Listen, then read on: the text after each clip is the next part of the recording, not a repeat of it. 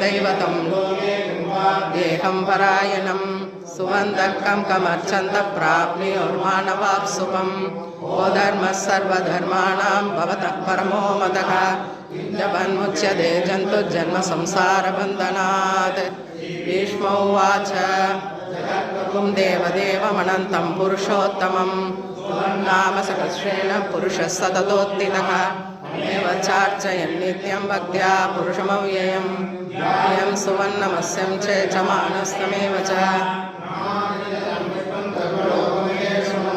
लोकाध्यक्षं सुवर्णित्यं सर्वदुःखादिगो भवेत् ब्रह्मण्यं सर्वधर्मज्ञं लोकानां कीर्तिवर्धनं लोकनाथं महद्भूतं सर्वभूतभवोद्भवम् एष मे सर्वधर्माणां या पुण्डरीकाक्षं सवैरच्चेन्नरः सदा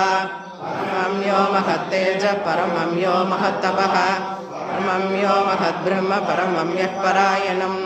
पवित्राणां पवित्रं यो मङ्गलानां च मङ्गलम् यो व्ययः पिता सर्वाणि भूतानि भवन्त्यादियुगागमे यस्मिन् च प्रलयं पुनरेव युगक्षये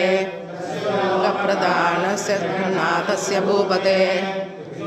नाम सहस्रं मे शृणु भावभयवहं यानि नामानि गुणानि विख्यातानि महात्मनः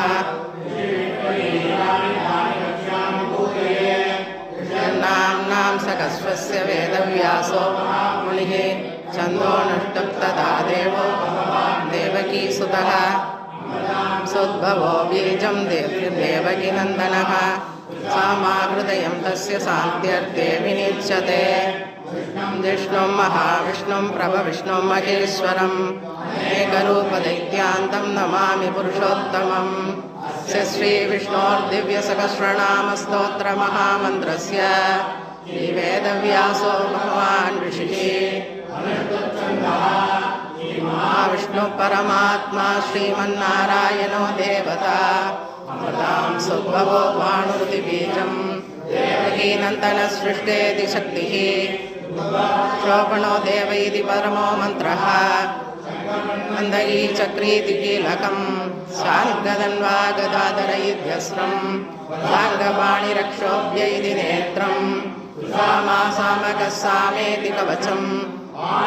परब्रह्मेति योनिः शनकाल इति दिग्बन्तः